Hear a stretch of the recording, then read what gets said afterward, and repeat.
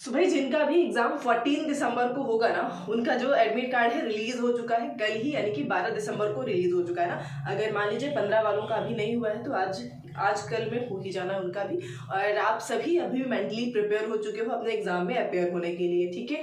और जो भी थोड़ा सा डरे हुए हैं उनको ठीक है, डरते रहिए, बट डरने के साथ साथ रिवीजन पे प्रॉपर फोकस करिए। और साथ में कुछ ऐसी चीजें हैं भाई जो कि आपको एग्जाम से पहले पता होनी चाहिए ना। और वो क्या चीजें हैं कि तुक्का कैसे लगाया जाए ना। अब ऐसा होता है ना कि आप कुछ लोग यहाँ पे चीजों को लाइटली लेंगे। देखिए ऐसा होता है कि 150 क्वेश्चन है आपके एग्जाम में, ठीक है। 150 क्वेश्चन है और सबको 150 में से 150 तो किसी को नहीं आते रहते हैं। अगर ऐसा होता तो भाई सबके 150 नंबर ही नहीं हो जाते। तो कुछ ऐसे क्वेश्चन होते हैं आपके लगभग 30 से 40, जहां पे हर एक को दिक्कत होती है, ठीक है। 30 से 40 क्वेश्चन जहां पे हर एक को सोचना पड़ता है कि भाई आंसर क्या होगा हमारा ना। तो उन्हीं क्वेश्चन में आप किस तरह से तुक्का लगा सकते हो, वो भी लॉजिकली। यहाँ पे कोई शॉर्ट ट्रिक्स नहीं बताई जाएगी। शॉर्ट ट्रिक्स मीन्स टू से कि आपने जय माता दी बोल करके ऑप्शन चूज कर लिया और वो आपका सही हो जाएगा, ठीक है। तो ये चीजें वो करें जिन्होंने बिल्कुल शुरुआत से पढ़ाई ही नहीं करी, उन्हें आता पता ही नहीं आगे पीछे का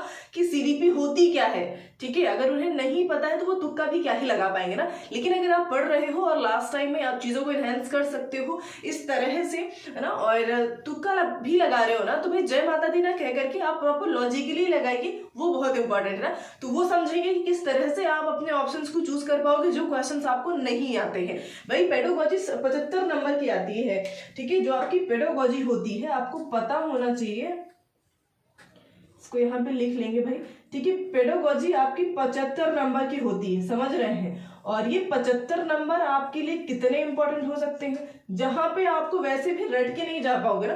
रट के क्या ही जा पाओगे, पेडागोजी में रट के भी जाओगे तो क्या कर लोगे। वहां पे आपको लॉजिक ही अपना इस्तेमाल करना है, ठीक है, जो भी अभी तक आप पढ़ते आ रहे हो। तो चलिए इस चीज को समझते हैं। साथ में यहाँ पे आप देख पा रहे हो भाई लैंग्वेज का सेक्शन। कुछ लोग ऐसे स्टूडेंट्स हैं जो पेपर करते वक्त इस चीज को ध्यान नहीं देते हैं और गलत तरीके से अटेम्प्ट करके चले आते हैं और सीधे सीधे उनके 60 नंबर 0 हो जाते हैं, ठीक है। तो इस चीज को अवॉइड करें अपने एग्जाम में। जो भी स्पेशली फ्रेशर हैं उनको आइडिया नहीं लग पाता है और डर के मारे कहीं ना कहीं वो डर जाते हैं चीजों को ले करके और फिर इस तरह से गलती करके चले आते हैं, ठीक है। ऐसा हुआ भी है मेरे साथ में ही। कुछ मेरे दोस्त थे जिन्होंने पहली बार जब दिया था तो इस तरह की गलती उन्होंने करी थी और सीधे सीधे उनका 0 हो गया था 60 नंबर। तो लैंग्वेज के सेक्शन में आप इस चीज को क्लियर करके रखेंगे। पहले इस चीज पे बात करते हैं, उसके बाद इस पे आते हैं, ठीक है। तो यहाँ पे आप देख पा रहे हो लैंग्वेज के 60 नंबर हो जाएंगे 0। क्यों और कैसे, इस चीज को समझते हैं। भाई आपको पता है कि 2 लैंग्वेजेस आती हैं आपकी, लैंग्वेज 1 एंड लैंग्वेज 2। भाई जो लैंग्वेज 1 का सेक्शन होता है ना, यहाँ पे आपको मान लीजिए एग्जाम में पेपर जो भी आपको ऑफलाइन मिलता है अभी, ठीक है, तो वहां पे आपको हिंदी लैंग्वेज भी मिलेगी। ओवरऑल 2 लैंग्वेज मिलती है, ठीक है। लैंग्वेज 1 में ही आपको हिंदी भी दिखेगी और इंग्लिश भी दिखेगी। फॉर एग्जाम्पल कुछ लोग संस्कृत ले लेते हैं तो उन्हें हिंदी और संस्कृत दिखेगी, और जिन्होंने हिंदी इंग्लिश लिया है तो उन्हें हिंदी और इंग्लिश दिखेगी। किसमें, लैंग्वेज 1 में ही। और गलती क्या कर देते हो, गलती क्या कर देते हो कि लैंग्वेज 1 में ही भाई आप दोनों अटेम्प्ट कर लेते हो। लैंग्वेज 1 में ही आप हिंदी भी कर लेते हो सॉल्व और इंग्लिश भी कर लेते हो, ठीक है। और यही गोले फिल कर चले आते हो और यहीं पे आपका नंबर हो गया 0, ठीक है। 30 नंबर आपके यहाँ पे 0 हो जाते हैं डायरेक्ट, जबकि आप अपना दिमाग लगा रहे हो, प्रॉपर कर रहे हो। जब आपको ये पता चलता है तो तब शौक लगता है। बट इस चीज को अवॉइड करिए, इस गलती को। यहाँ पे क्वेश्चन नंबर्स देखिए भाई, ठीक है। लास्ट पोर्शन आपका लैंग्वेज का ही होता है, यानी कि 4th और 5th पेपर में देखोगे तो आपको लैंग्वेज का ही नजर आएगा। तो यहाँ पे क्वेश्चन नंबर 91 से 120 आपको अटेम्प्ट करना है, जिनमें जो भी लैंग्वेज आपने फर्स्ट चूज करी होगी, ठीक है। अगर आपने हिंदी चूज करी है तो पहले आप हिंदी ही सिर्फ लैंग्वेज 1 में अटेम्प्ट करोगे और लैंग्वेज 2 पे फिर आ जाना है आपको। फिर वहां पे आपको अपनी सेकेंड लैंग्वेज अटेम्प्ट करनी होगी, समझ रहे हैं। तो इस गलती को बिल्कुल ना करें। भाई वहां पे जो इन्विजिलेटर्स होते हैं ना, उन्हें भी इतनी कंफर्म इन्फॉर्मेशन होती नहीं है। आप उनसे पूछते हो और वो कह देते हैं कि अच्छा पहली लैंग्वेज में ऐसा ऐसा है, बिल्कुल कर लो, ठीक है। और आप लोग कर ले जाते हो क्योंकि आप फ्रेशर होते हो, आप भी इतने कॉन्फिडेंट होते नहीं हो, आपको पता भी नहीं, पता भी होगा तो भी आप टीचर से पूछते हो, टीचर इस तरह से आपको गाइड कर देता है, ठीक है, क्योंकि उसको खुद को नहीं पता होता है। तो इस चीज को अपने दिमाग में क्लियर करके जाएंगे। और क्वेश्चन नंबर देखिएगा भाई, 91 से 120 तक आपका लैंग्वेज 1 में जो भी लैंग्वेज आपने चूज करी होगी वो अटेम्प्ट करना है। फिर 121 से 150 आपको लैंग्वेज 2 में अटेम्प्ट करना है, जो भी आपने सेकेंड लैंग्वेज चूज करी होगी। इस चीज का भी ध्यान रखेंगे ना कि लैंग्वेज 1 आपने क्या चूज करी थी और लैंग्वेज 2 क्या चूज करी थी जब आप फॉर्म फिल कर रहे थे, ठीक है, ये चीज आपको अपने एडमिट कार्ड पे भी लिखा हुआ नजर आएगा, तो ये चीज कंफर्म करके जाएंगे, बहुत जरूरी है, नहीं तो डायरेक्ट 60 नंबर का सवाल है भाई, और ये फ्री के हैं, इस चीज को लिख के ले लो। अब पैसेज, भाई पैसेज जो है आपका 30 नंबर का आता है, लैंग्वेज 1 में भी 15 नंबर का होता है, लैंग्वेज 2 में भी 15 नंबर का होता है, और इस चीज को बहुत सीरियसली लेंगे, बिल्कुल लास्ट के लिए नहीं रखोगे इसको, ठीक है, कि पैसेज एकदम अंत में करोगे। होता क्या है, अंत में आपके पास वक्त नहीं बचता है, टाइम नहीं बचता है, फिर जल्दबाजी में पैराग्राफ छोड़ देते हो और सिर्फ अपने मन से आप तुक्का लगा के चले आते हो, ठीक है। जहां पे 30 नंबर आपको पूरे पूरे मिल सकते थे, वहां पे आपकी चीजें माइनस हो जाती हैं, ठीक है, और ये आपके रिजल्ट को बेहतर बनाएंगे, आपको पास कराएंगे, अपनी कैटेगरी को क्वालिफाई करेंगे।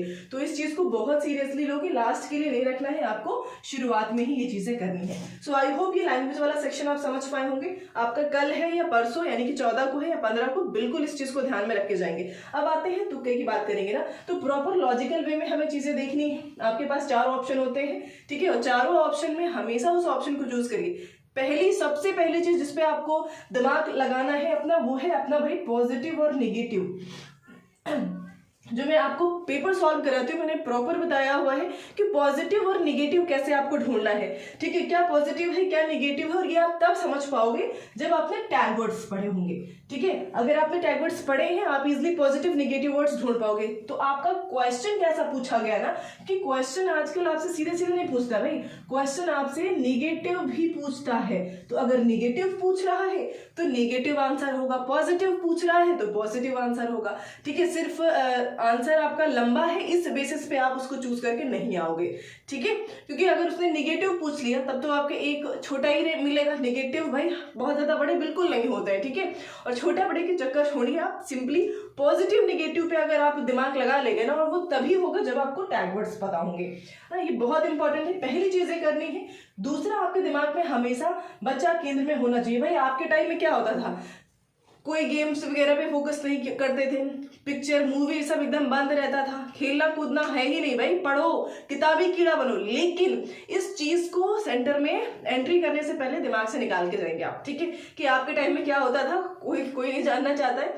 आज के टाइम में हमारा एनईपी हो, एनसीएफ हो, हर एक चीज हो बच्चों के फेवर में है। बच्चे को सेंटर में रख करके ही आपको चीजें अपनी सोचनी है, अपना दिमाग लगाना है, जहां पे आप बच्चे को किसी भी तरीके से हार्म नहीं कर सकते हो। बच्चा फेल हो रहा है, आपकी गलती है, सिस्टम की गलती होगी, टीचर को भी आप ब्लेम नहीं करेंगे, ये पूरा सिस्टम फेल हुआ है यहाँ पे, ठीक है। बच्चा अगर फेल हुआ है तो इस चीज को बहुत ध्यान रखना है, बच्चे को आप किसी तरह से हार्म नहीं कर पाओगे, ठीक है। रचनात्मकता, क्रिएटिविटी पे फोकस करेंगे, सहयोगात्मक वर्ड हो जाता है, सकारात्मकता पे आपको बहुत ज्यादा ध्यान देना है, जैसे कि पॉजिटिव निगेटिव मैंने बताया ना, और वो कैसे क्लियर होगा, टैग वर्ड्स के साथ में, ये बहुत ध्यान देना है। अगला जो मोस्ट इंपॉर्टेंट मेथड है ना, और इसको आप प्लीज अपना के देखिएगा, और हर सेक्शन में आपके इस तरह से क्वेश्चन आते हैं, एलिमिनेशन मेथड। एलिमिनेट आप तभी कर पाओगे जब आपको टैग वर्ड्स, ओवरऑल घुमा फिरा के टैग वर्ड्स पे ही चीजें आती है ना, और आई होप ये आपको पता होंगे। नहीं पता है तो जरूर जाइए और इस वीडियो को देखिए, ठीक है, लिंक आपको डिस्क्रिप्शन में मिलेगा।